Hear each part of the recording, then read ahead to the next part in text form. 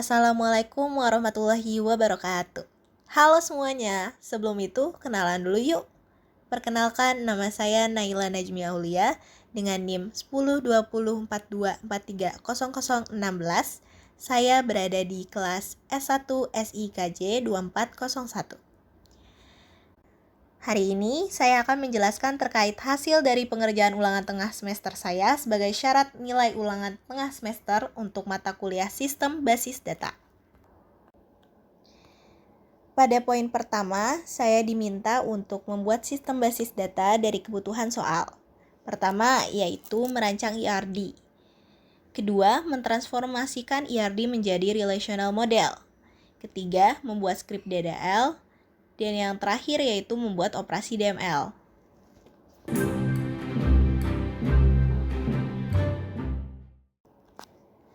Apa sih pengertian IRD?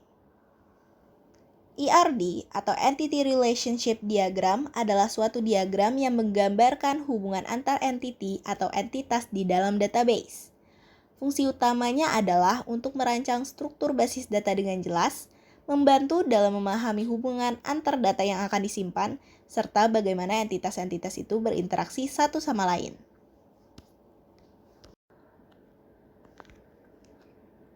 Ada beberapa jenis notasi IRD yang digunakan dalam perancangan basis data, dan dua yang paling populer adalah Chain IRD dan Martin IRD. Chain IRD digunakan untuk menggambarkan hubungan antar entitas dalam sebuah sistem basis data. Biasanya, entitas digambarkan dengan persegi panjang, sedangkan hubungan antar entitas digambarkan dengan bentuk belah ketupat. Atribut dari setiap entitas juga ditunjukkan dengan oval atau elips. Salah satu fitur utama dari Chain IRD adalah cara menggambarkan kardinalitas hubungan, seperti one to many atau many to many yang ditandai dengan simbol tertentu di sepanjang garis hubungan. Lalu Martin IRD.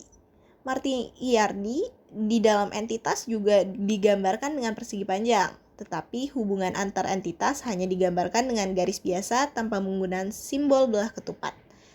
Atribut biasanya digunakan dengan persegi panjang kecil yang berhubung langsung ke entitas. Kardinalitasnya lebih sederhana, cukup dengan angka atau simbol, seperti 1 to n atau 0 to n di garis hubungan. Yuk masuk ke materi pertama. Di sini menampilkan IRD berisi Ruto Serba menggunakan IRD versi Chain. Yang pertama, ada merek. Merek sebagai entitas yang menjadi hak milik dari entitas produk. Ini tuh seperti identitas dari produk. Misal, Andi beli mie instan, itu pasti ada mereknya kan? Nah, di sini satu merek bisa memiliki banyak produk. Atribut yang disimpan yaitu ID merek, nama merek, negara asal, dan tahun berdiri. Kardinalitasnya dan relasinya yaitu satu merek dapat mengeluarkan banyak produk. Jadi di sini hubungannya yaitu merek dan produk memiliki relasi yaitu mengeluarkan. Berarti one to many.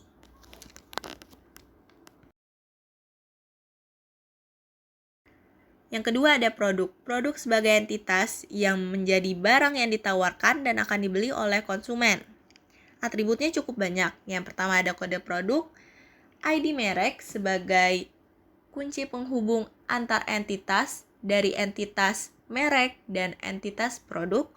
Lalu ada ID kategori sebagai kunci penghubung juga antar entitas kategori dan entitas produk. Lalu ada satuan produk, stok, tanggal produksi, tanggal kadaluarsa, nama produk, dan harga. Kardinalitas dan relasinya yaitu setiap produk memiliki kategorinya masing-masing. Jadi antar produk dan kategori memiliki relasi memiliki. Dengan kardinalitasnya yaitu many to one. Yang ketiga ada kategori. Kategori sebagai entitas yang membagi berbagai macam produk berdasarkan nilai kebutuhan. Kategori juga digunakan untuk mengelompokkan produk berdasarkan jenisnya. Misalnya, kategori makanan, yaitu produk-produk yang bisa kita makan atau kita konsumsi. Atributnya sederhana, ada dua, yaitu ID kategori dan nama kategori.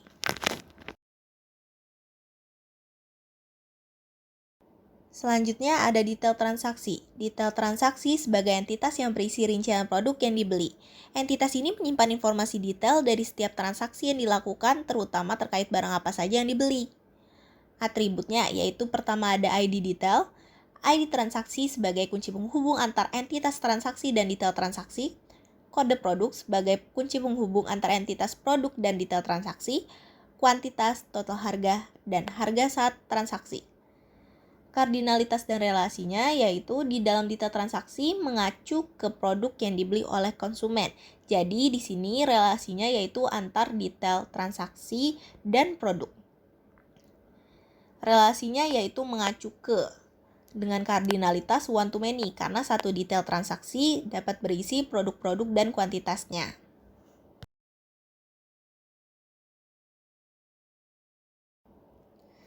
Lalu yang kelima ada entitas transaksi sebagai entitas yang menjadi suatu proses pencatatan pembayaran yang dilakukan oleh konsumen. Atributnya meliputi ID transaksi, ID konsumen sebagai kunci penghubung antar entitas konsumen dan transaksi.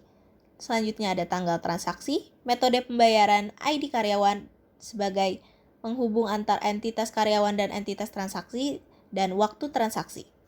Untuk kardinalitas dan relasinya yaitu transaksi yang dilakukan oleh pelanggan akan memiliki detail transaksi di dalamnya. Jadi di sini relasinya adalah antara transaksi dan detail transaksi yaitu memiliki. Dengan kardinalitas yaitu one to many.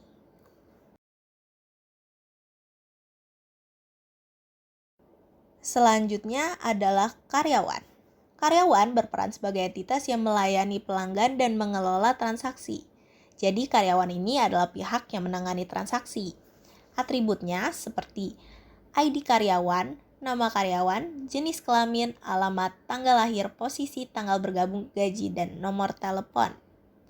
Untuk kardinalitas dan relasi, yaitu karyawan bertugas untuk menangani transaksi yang dilakukan oleh konsumen dan melayani konsumen tersebut. Jadi di sini relasinya ada pada menangani antara karyawan dan konsumen. Untuk kardinalitasnya yaitu one to many. Kenapa one to many? Karena satu karyawan dapat melayani banyak konsumen.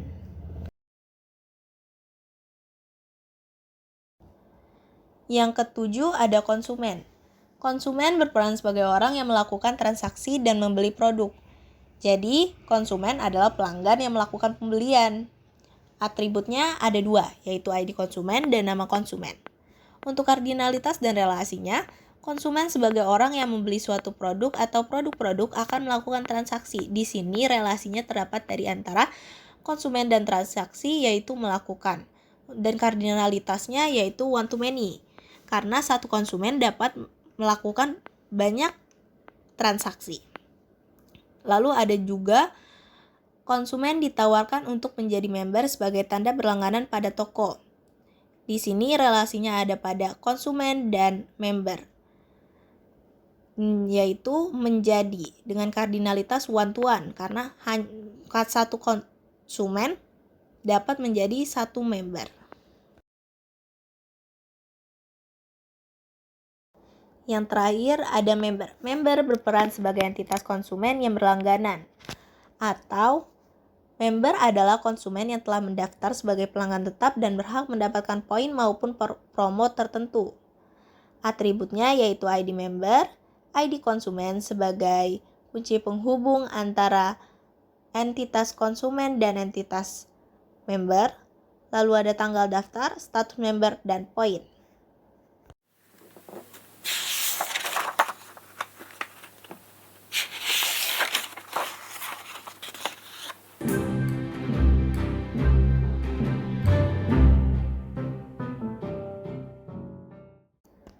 Apa sih relational model itu? Relational model yaitu suatu model basis data yang terdiri dari beberapa tabel berdimensi 2 yang disebut relasi atau tabel dengan masing-masing relasi yang tersusun atas baris dan atribut untuk menggambarkan sebuah basis data.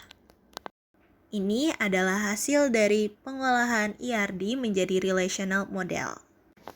Yang pertama ada tabel produk atau entitas produk. di tabel produk ini memiliki atribut kunci utama atau primary key-nya kode produk dengan tipe data varchar, jadi lebih bervariasi, tidak hanya angka tetapi juga huruf. Selanjutnya ada nama produk dengan tipe data varchar, harga dan stok dengan tipe data integer, jadi hanya boleh angka saja. 11 ini bukan berarti panjang data yang diatur, tetapi ini hanya tampilan. Pada nyatanya integer ini mau lebih dari 11-nya juga tidak apa-apa, karena saya tidak mengatur itu sebagai 11. Selanjutnya ada tanggal kadaluarsa atau date. Date itu tipe datanya, lalu ada tanggal produksi dengan tipe data date juga, satuan produk dengan tipe data varchar, dan di sini ada 3 foreign key yaitu ID merek, ID kategori, dan detail transaksi sebagai penghubung ke tabel merek, kategori, dan detail transaksi. Untuk tipe data dan ukuran panjang datanya disesuaikan dengan tabel merek dan kategori dan detail transaksi juga. Lalu yang kedua ada tabel merek dan kategori. Di tabel merek atau entitas merek itu memiliki primary key yaitu ID merek dengan tipe datanya varchar agar lebih bervariasi juga dan jadi tidak hanya angka namun huruf juga bisa. Selanjutnya ada nama merek sebagai pengenalan mereknya dengan tipe datanya varchar dan negara asal dengan tipe datanya varchar juga. Lalu ada tahun berdiri dengan tipe data integer, jadi isinya berisi angka. Selanjutnya ada tabel kategori yang berisi ID kategori sebagai primary key dengan tipe data varchar, sama seperti sebelumnya, alasannya yaitu agar bisa lebih bervariasi. Selanjutnya ada nama kategori dengan tipe data varchar juga. Yang pertama ada entitas detail transaksi. Di detail transaksi ini ada primary key ID detail dengan tipe datanya integer. Jadi untuk ID detail ini hanya bisa dimasukkan untuk angka saja, jadi tidak bisa huruf. Selanjutnya ada foreign key dari ID transaksi. Jadi di dalam detail transaksi ini bisa menautkan dari tabel transaksi dengan tipe data yang sama seperti tabel transaksi. Selanjutnya ada atribut kuantitas dengan tipe data integer, harga saat transaksi dengan tipe data integer juga, lalu ada total harga sebagai dengan tipe data integer juga. Selanjutnya ada tabel transaksi atau entitas transaksi. Di tabel transaksi ini memiliki primary key-nya ID transaksi dengan tipe data integer. Berarti sama seperti detail transaksi. Ia hanya bisa dimasukkan angka saja, tetapi tidak bisa huruf. Selanjutnya ada 2 foreign key di sini, yaitu konsumen dan karyawan. Jadi untuk konsumen dan karyawan ini, transaksi ini bisa menautkan antar entitas dari konsumen dan karyawan. Selanjutnya ada waktu transaksi dengan tipe data time, tanggal transaksi dengan tipe data date, metode pembayaran dengan tipe data varchar.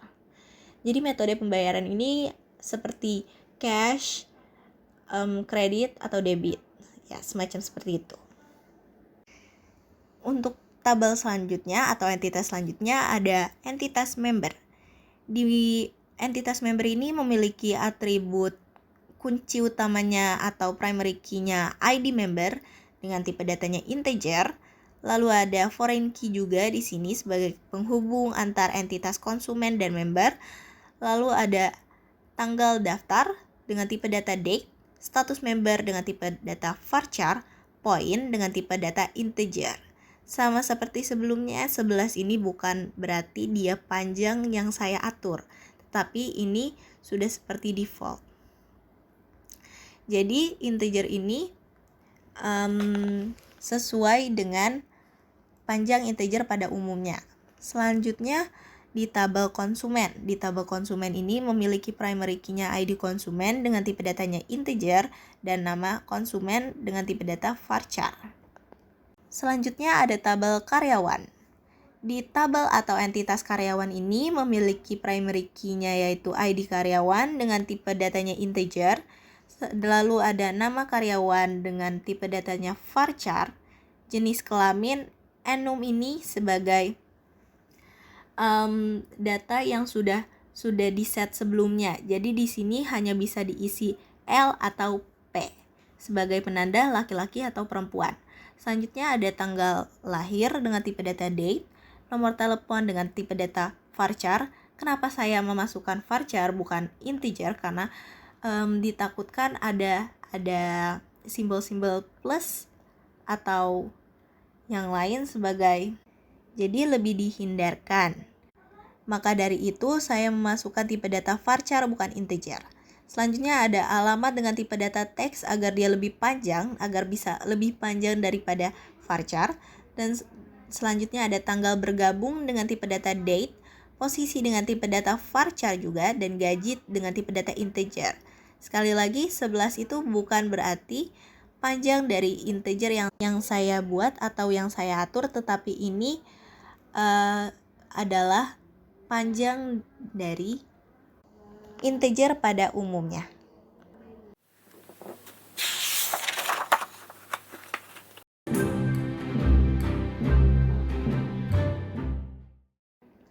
Apa itu DDL dan DML? DDL atau Data Definition Language adalah bahasa pemrograman yang digunakan untuk mendefinisikan dan mengubah struktur objek dalam database. Intinya, DDL dipakai buat ngerancang struktur dari database-nya itu sendiri, seperti membuat tabel, mengatur kolom, menentukan tipe data, dan sebagainya.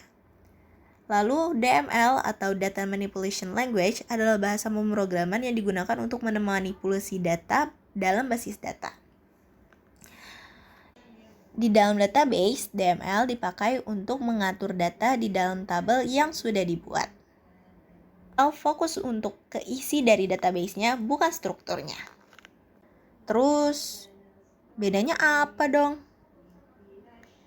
DML atau Data Manipulation Language itu biasa digunakan untuk memanipulasi data dengan menggunakan perintah select, insert, update, dan delete. Sedangkan untuk DDL atau Data Definition Language itu digunakan untuk mendefinisikan data dengan menggunakan perintah create, drop, dan alter. Jadi intinya, DDL itu fokus ke bentuk dan struktur database, bukan isinya. Sedangkan DML fokus ke isi dari database-nya, bukan strukturnya.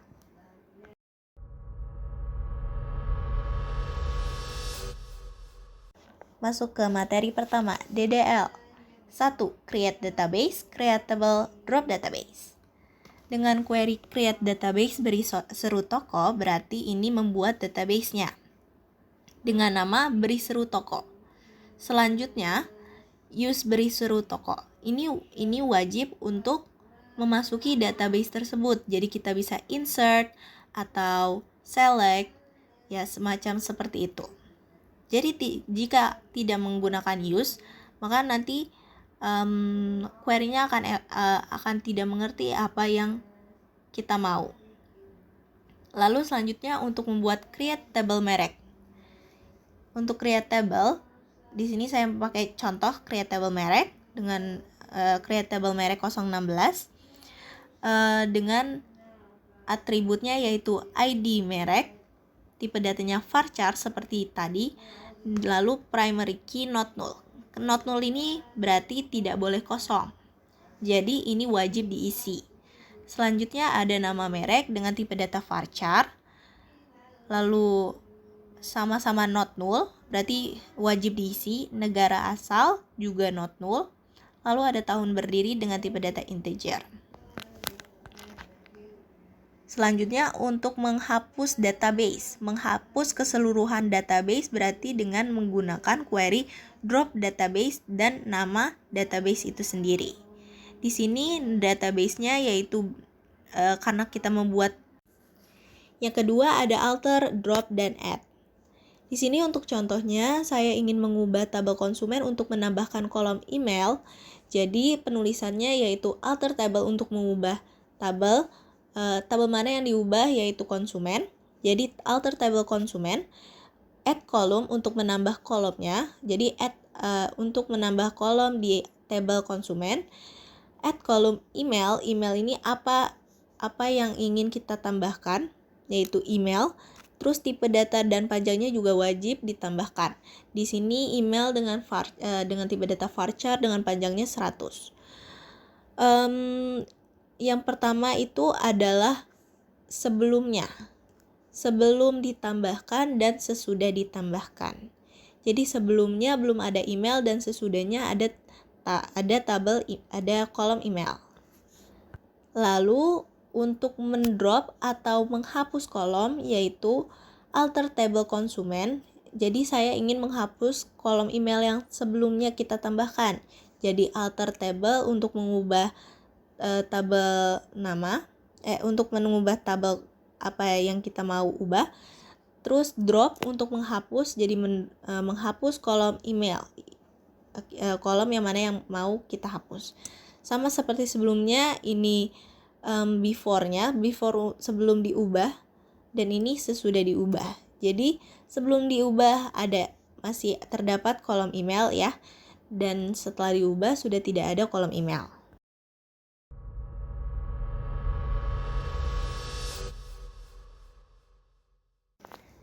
Selanjutnya ada DML. Pertama saya akan menjelaskan insert dan select all atau select bintang. Pertama itu insert into kategori, karena saya ingin memasukkan data-data ke dalam kategori, ke dalam tabel kategori 016, maka saya akan menuliskan insert into kategori 016 sama atribut-atributnya. Dengan values ini data yang mau kita masukkan ke dalam entitas yang ingin kita tambahkan. Yaitu yang pertama K001 dengan nama kategorinya penyedap makanan, K002 dengan nama kategorinya mie instan, dan seterusnya. Untuk select bintang ini berarti select all from kategori 016. Jadi menampilkan semua data yang ada di dalam entitas kategori 016. Yang kedua ada select count dan select sum. Di select count itu fungsinya itu menghitung jumlah total baris yang sesuai dengan kondisi yang diberikan. Contohnya di sini saya ingin menghitung berapa baris K002 di produk di entitas produk 016. Jadi query-nya itu select count from produk 016 where ID kategori sama dengan K002. Jadi syaratnya yaitu ID kategorinya harus K002. Di sini terlihat bahwa barisannya ada 1. K002 di produk 016 itu hanya 1. Lalu ada select sum harga from. Select sum ini digunakan untuk menghitung jumlah total dari kolom harga. Di sini contohnya saya ingin menghitung jumlah total kolom harga dari produk 016 di mana stoknya itu lebih dari 100. Jadi penulisannya yaitu select sum buka kurung harga from produk 016 where stock lebih dari 100. Stoknya itu harus lebih dari 100. Jadi menghitung jumlah harga di mana stoknya itu lebih dari 100. Jadi dia akan menghitung stoknya lebih dari 100. Jika dia lebih dari 100, maka dihitung total harganya.